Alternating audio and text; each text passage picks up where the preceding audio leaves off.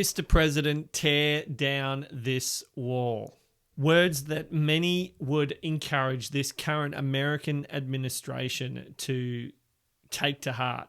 Words that many hope describe the future actions of this American administration around a crucial piece referred to as the Epstein files. What will they do with these files? Now, the theories around why they haven't opened the case files wide open, whereas now we're hearing reporting where Trump has directed the DOJ, head of the DOJ, to release and go to a court to release grand jury testimony, which has been sealed. The judge sealed them after a now ex-FBI agent over the last several days, Maureen Comey, very famous name there, and yes, it's the daughter of James Comey, submitted to that judge that those files around the Epstein case would be sealed. Now, Maureen Comey also was the lead prosecutor in not just the Epstein files or the Epstein case, but also the Diddy case. So we find ourselves maybe at a front where the American administration has blinked for the very first time, which is quite a strange thing to say after having faced down the barrel of two particular international situations, being the Iran nuclear facility strike, which many thought would lead to events that would lead to World War III, and the international monetary situation to go nuclear on the global economic system through their tariffs and the rebalancing to change the status quo. But when it has come to the gates or an iron curtain, what will they do with the Epstein files? Now, many people are asking the question, why would Trump not release these files? Why would he pretend that no one's interested in these files? And there are many theories and many people discussing about that. But there's the key point of, well, what side is he on? Is he in the files? Is there someone that he knows in the files? Are many previous Democratic or Republican presidents in the files? One can wonder which side benefits. Is this the Republican side? Is it the Democrat side? Is it Trump? Is it Clinton? Is it Obama? Who is benefiting? Well, the point that needs to be made is, whichever side you're on, is it possible to be in opposition of God on this issue?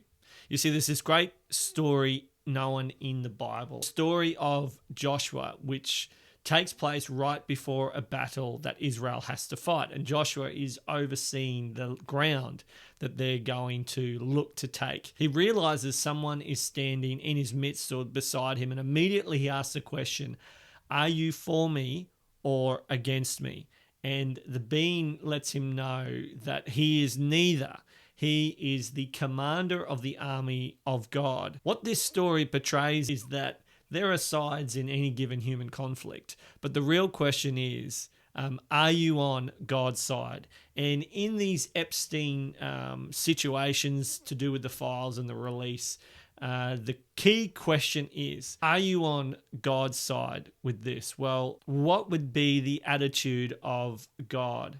The attitude of God, of course, is the protecting of the vulnerable, of those who can't defend themselves, the defenseless, of the orphan or the child that has no parent able to perform those types of duties for them, to look out for them, to protect, to provide. Well, in this instance, when we're talking about the Jeffrey Epstein files, we are talking about that very scenario. We are talking about a trafficking ring. And we can say very concretely that this is a trafficking ring because these are the two charges that were sustained on Epstein as well as on Ghislaine Maxwell and his wife. Ghislaine, Epstein's longtime girlfriend and offsider, is currently serving a 20-year prison sentence. So then the question is, well, who was involved in their ring? Who were they soliciting for? And who might be interested? Well, when you look if you've looked anything into Epstein and his connections, you know they are at the very highest level. They are international, and they are the names and faces that all of us would know globally, and those whose names and faces we wouldn't know, but are at the very top of power and monetary hierarchies. And so what we have confirmed on record, as well as the DOJ, that one of the original attorneys for the government involved in this said that the reason why he went lighter or made a plea deal with Epstein was because he had heard and was told that he was an intelligence asset. So this links this ring not just to the highest hierarchies globally, financially, and of power, but it also links it to government agencies. And if you delve even further into those connections, you will see on X those people making the connections between whether it's the CIA or it's Mossad or a range of different intelligence services in which he had been connected both publicly and on the record, but also through association. So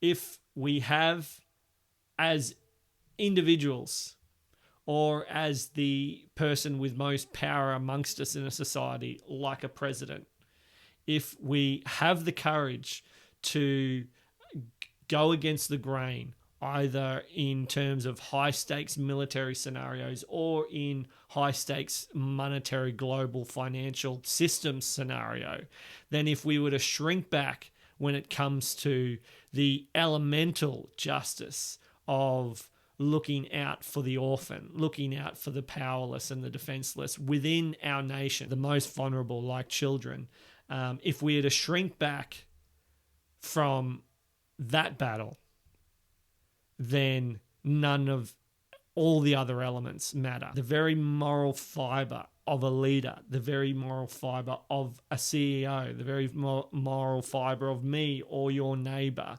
are what determines the success of nations. So the message to this president is, whose side are you on? Whose justice will you stand in the way of?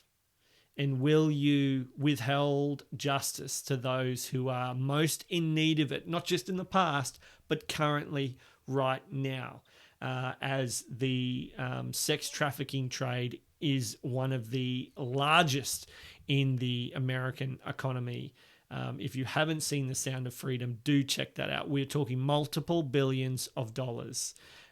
This is a very prescient issue in your nation, Mr. President, and around the world. If we could talk about, like Reagan had his great enemy of communism, which was looking to strangle the whole world and looking to have its launch pads right around the world, and what was described metaphorically as the Iron Curtain, and that we saw manifest in a physical wall in East and West Berlin. Well, we could say there is certainly an ironclad wall that exists between freedom and the human trafficked sex slave.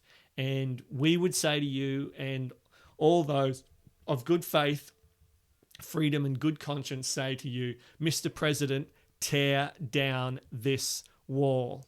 And we see good movement at the moment with your orders with the DOJ to unseal grand testimony. But we say, Mr. President, go as far as you are willing to go with the Iranian nuclear facility. Make sure your bunker busters, metaphorically, that you were willing to send enough with pinpoint precision of airmen all the way around the world to ensure that this one facility, or the three facilities, but a particular facility, was utterly destroyed. Well, Mr. President, we say, put your same will to the test for the young children of the earth and all those that are caught up in human slave trafficking within America, a multi-billion-dollar industry.